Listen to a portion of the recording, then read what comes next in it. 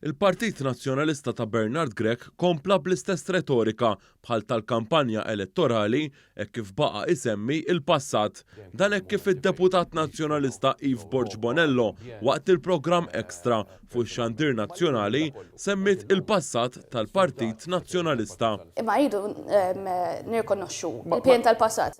F'dan il-programm, Yves Borg Bonello li telet fil-Parlament permezz tal-mekkaniżmu favur rappreżentanza iżjed ugwali fl-ogħla istituzzjoni tal-pajjiż qalet li ma taqbilx ma' din is-sistema.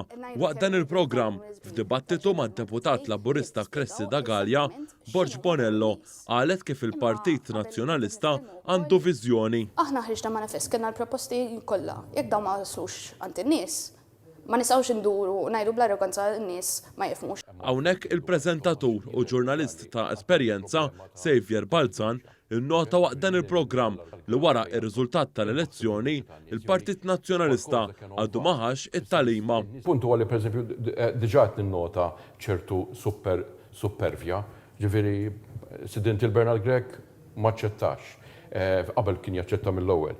Kif kien hemm ir-riżultat, konna hemm in-naxxar jista' jkun, ma tgħidix. Waħħal fiċ-ċekkijiet ta' €200.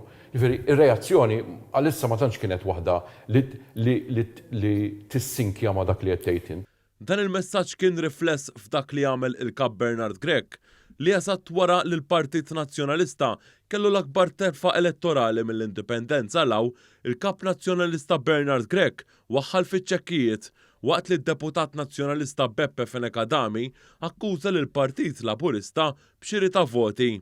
Dan fil-waqt li l-eks kandidat nazzjonalista fi żmien Simon Busuttil u ħaten Beppe Fenekadami fuq gazzetta lokali qal li l-Partit Laburista ma rebaħx l-elezzjoni b'mod ġust.